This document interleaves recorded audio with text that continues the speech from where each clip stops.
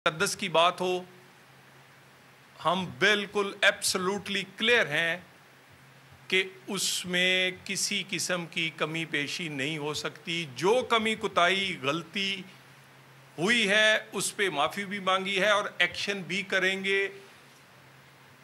जो press club की इंतज़ामिया और आपकी जो सारे मिल के फ़ैसला करेंगे, अकॉर्डिंगली एक्शन भी नज़र आएगा, ताकि आइंदा इस तरह का कोई सोचे भी ना कि वो प्रेस क्लब या उसके तकद्दस की कोई पामाली की या उसकी कोई इज़्ज़त में कमी की बात हो। मैं दोबारा प्रेस के तमाम दोस्तों को यकीन दिलाता हूँ कि वज़ारत दाखिला की तरफ से, वज़ीर दाखिला की तरफ से, वज़ीर इत्तलात भी ऑन बोर्ड थे, इसी तरह हुकूमत की तरफ से हम बिल्कुल क्लियर हैं और कल के वाक़े पर अफसोस, मज़म्मत और उसके बाद माफ़ी, गैर मशरूत माफ़ी मांगी है। और हम समझते हैं कि आइंदा इस वाक़े सोच भी नहीं सकते कि इस तरह का वाक़या दोबारा हो। इसके तदारक के लिए जो प्रेस क्लब और आपके जितनी भी तंजीमें हैं उसकी जो गाइडलाइंस होंगी, वज़ीर दाखिला ने कहा है कि उसके मुताबिक इसको हल कर दिया जाएगा और इक़दामात किए जाएंगे। अब मैं एक बात आज आपसे करना चाह रहा हूँ। एमल वली साहब ने इर्रिस्पॉन्सिबल बयान देना अपनी मशहूरी के लिए, अपना सियासी कद बढ़ाने के लिए, वैसे तो अंडर 19 के हैं लेकिन अपने आप को लीडर दिखाने के लिए इर्रिस्पॉन्सिबल बयान देना उनकी आदत है। और आसमान की तरफ थूकना वो अपने ही पड़ता है, वो उनकी आदत है। सेनेट में उन्होंने मंगल को बात की, मैं आज उसका जवाब सेनेट में ही देना चाहता था मगर इजलास नहीं चल सका कोरम की वजह से। फिर मैं नेशनल असेंबली में उसी का जवाब फ्लोर ऑफ द हाउस देना चाहता था और मौका मिलेगा तो दोबारा फ्लोर ऑफ द हाउस दूंगा, क्योंकि इस तरह का बयान और इस तरह की बातचीत बिल्कुल नाकाबिले बर्दाश्त है।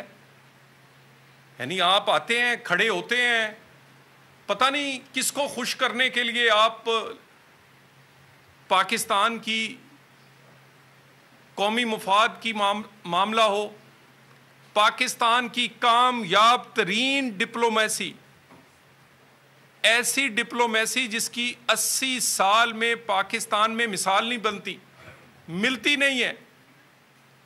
वो कहते हैं कि इस वक्त अरूज पे है पाकिस्तान की डिप्लोमेसी, पाकिस्तान की सफारतकारी। शहबाज शरीफ साहब की सरबराही में और फील्ड मार्शल के साथ मिलके जिस अरूज पर पहुंची है उसकी कोई मिसाल नहीं है। आप किसी ना किसी बहाने कोई ऐसी नेगेटिव बात करते हैं। एमल वली साहब, आप इसलिए सरबराह हैं क्योंकि आपके घर में आपके बड़े जो थे वो पार्टी चलाते थे, नहीं तो अहलियत, मेयार और मेरिट जो है वो सबको पता है कि आपका क्या है। आपकी पार्टी की पॉलिटिक्स का ये हशर है कि कभी कौमी लेवल पर थी, फिर ये सूबाई लेवल पे आई, फिर आप ज़िले से भी फारग हुए अपने से, अपनी ज़ाती सीटें, घर की सीटें, वो भी हारे। क्यों?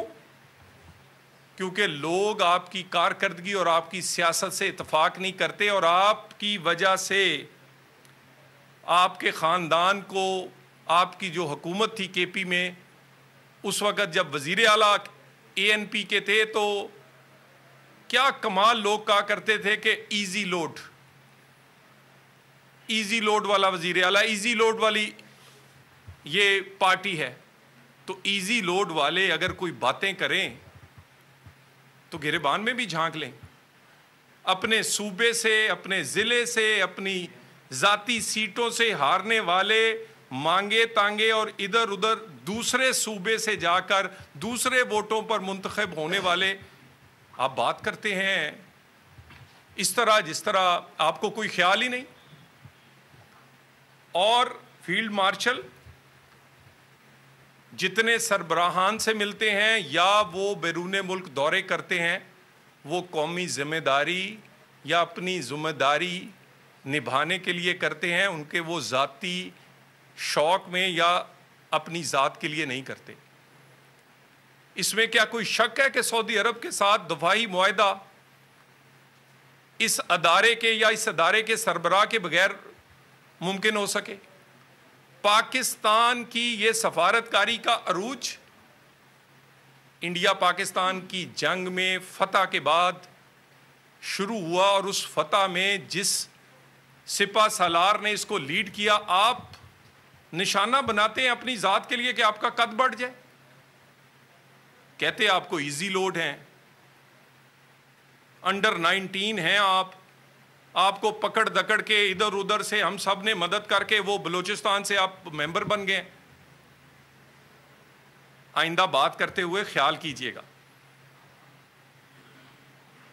जिन लोगों ने पाकिस्तान के लिए सर्व कर रहे हैं, जो अपनी जिम्मेदारी पूरी कर रहे हैं, उनके बारे में कोई बात होगी तो भरपूर जवाब आएगा, फ्लोर ऑफ द हाउस आएगा। अगर उस दिन भी मौका मिलता तो फौरन आता। आज भी इजलास मुअख्खर ना होता, कोरम की निशानदेही ना होती, तो आज भी सेनेट में आता, और या नेशनल असेंबली में भी आज मौका नहीं मिला। और इस पे यानी आपको पाकिस्तान से ज़्यादा अफगानिस्तान से मोहब्बत है। आपकी इसी सियासत की वजह से और इसी गैर ज़िम्मेदाराना बयानात की वजह से, गैर ज़िम्मेदाराना एक सियासी लीडर के तौर पे रोल की वजह से आप काउंसलर नहीं बन सकते पूरे अपने सूबे के अंदर। सियासत आपकी फारग हो गई है, इजी लोड लोग आपको कहते हैं। अंडर 19 में रहते हुए बातें आप करते हैं, पता ही नहीं आपको।